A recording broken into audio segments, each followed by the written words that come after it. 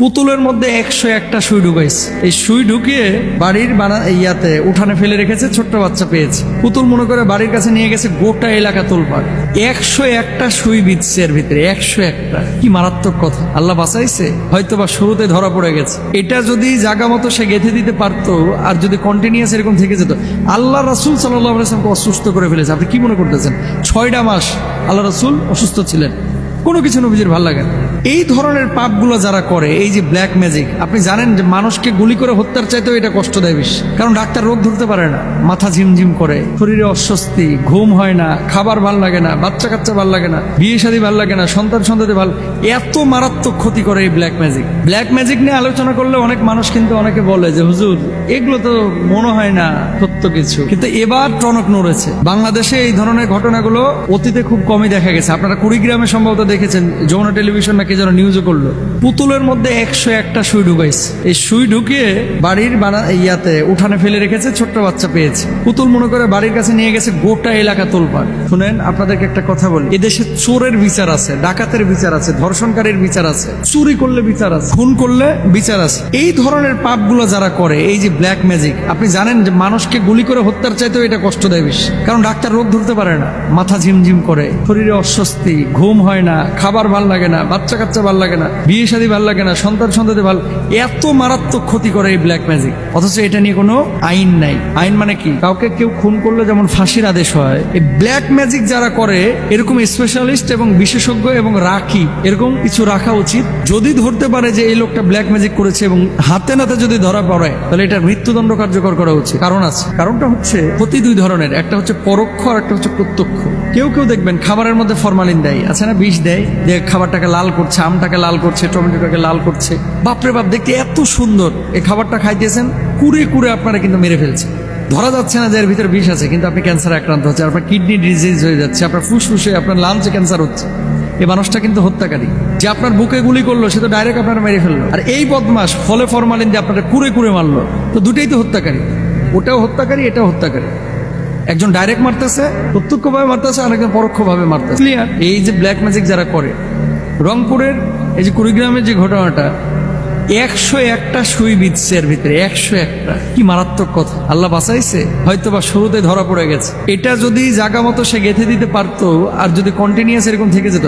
আল্লাহ রাসূল সাল্লাল্লাহু আলাইহি ওয়াসাল্লামকে অসুস্থ করে ফেলেছে। আপনি কি মনে করতেছেন 6টা মাস আল্লাহ রাসূল অসুস্থ ছিলেন? কোনো কিছু নবীজির ভাল লাগে না, কোনো কিছু ভাল লাগে না।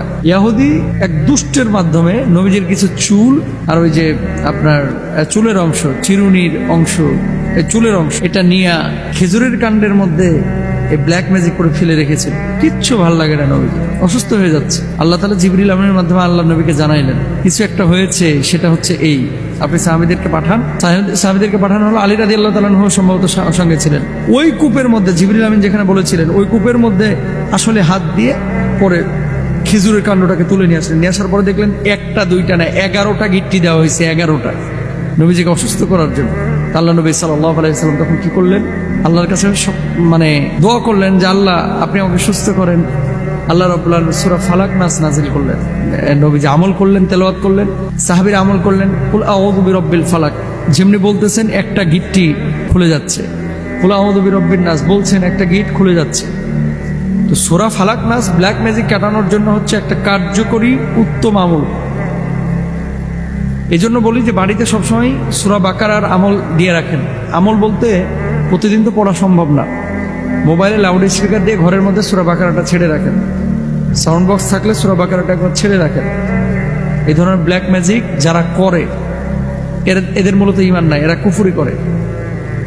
কোন মুসলমানের স্বভাব এই ধরনের জাদুটনা হতে পারে না। এটা কাফেরের স্বভাব, এটা বেঈমানের স্বভাব। এই কুফরি কালামগুলো, এগুলো কাফের বেঈমানের চরিত্র। এটা যে কত বড় ভয়াবহ, এটা আপনি যতদিন সাফার না করবেন আপনি বুঝবেন না। আগে ইউরোপ আমেরিকা থেকে আমার কাছে ফোন আসতো না, ইদানিং দেখেন, আমি কিন্তু রাখি না, আমার রুকিয়া সেন্টারও ব্যক্তিগতভাবে না। আপনারা হয়তো মনে করবেন যে হুজুরের কাছে গেলে আমি সুস্থ হয়ে যাব। আমি বলতেছি যে অথেন্টিক রুকিয়া সেন্টারে আপনি যান, আমি ব্যক্তিগতভাবে কাউকে সাজেস্ট করবো না। কিন্তু আমি বলতে চাচ্ছি যে এই জিনিসটার কারণে ইউরোপ আমেরিকার অনেক মানুষের সাফার করতেছে। ইদানিং এই ফোনগুলো বেশি আসতেছে, ঘরের মধ্যে এই ঝামেলাগুলো। তো কি বাঁচার উপায় কি? বাঁচা হচ্ছে 1 নম্বর পবিত্র থাকেন, 2 নম্বর হচ্ছে যে বন্ধু নির্বাচনের ক্ষেত্রে, ঘেঁষাঘেঁষির ক্ষেত্রে যে মানুষগুলোর সাথে চলাফেরা করতেছেন, এই মানুষগুলোর সাথে একটু বুঝেন যে এই লোকটা আসলে ভালো লোক কিনা, নাকি আজকে আমার সাথে বন্ধুত্ব হচ্ছে, কালকে শত্রুতা হবে আর আপনাকে ক্ষতি করে ফেলবে। মানুষ যাদের সাথে চলাফেরা করবেন, এবং বাড়িটাকে একটা সেফটির মধ্যে রাখেন।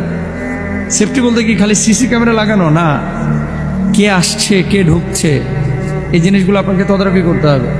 পুতুল সাদৃশ এই ধরনের কোনো জিনিস যদি বাড়ির মধ্যে পড়ে থাকতে দেখেন, তাহলে একজন ইসলামিক স্কলার কাছে এটা নিয়ে যাবেন। বিশেষ করে পুতুলের ওপরে ধরেন সুই ঢুকানো, পুতুলের ওপরে বিভিন্ন আরবি লেখা, পুতুলের ওপরে আরবি হরফ বা বর্ণমালা লেখা, পুতুলের ওপরে কালো মূর্তির মতো কিছু দাগ দেওয়া, পুতুলের ওপরে ওই যে ওঝাদের মতো 3টা 4টা 5টা করে দাগ দেওয়া, পুতুলের উপরে শুল বিদ্ধ করা, পুতুলের নিচ দিয়ে কোনো শুল বা ধারালো কোনো কিছু আটকে দেওয়া, এই ধরনের কোনো পুতুল যদি দেখেন, অবশ্যই একজন রাকি বা একজন ইসলামিক স্কলার শরণাপন্ন হবেন। বিশেষ করে যারা এটা নিয়ে অভিজ্ঞ, যাত্রার কাছে যান। আর আমার কাছে এটা নিয়ে ফোন দিয়েন না প্লিজ, আমার এগুলো আমি চিকিৎসা করি না ব্যক্তিগতভাবে। অনেকে আপনারা এই কাজগুলো করেন। সতর্ক করার জন্য আপনাদেরকে পরামর্শগুলো দিলাম। হার্টের ডাক্তার বাংলাদেশে যেমন অনেক আছে, আর বিভিন্ন রাখিও আছে, তাদের কাছে যাবেন এই সমস্ত চিকিৎসার জন্য। কুড়িগ্রামে যে ঘটনাটা ঘটেছে, যে মানে যে কাজটা করেছে ধরতে পারলে আমরা বলবো যে পুলিশের হাতে দেন। কারণ ডাকাত, চোর, খুনির চাইতে বড় অপরাধী সে। আল্লাহ আমাদেরকে বোঝার তৌফিক দান করুন।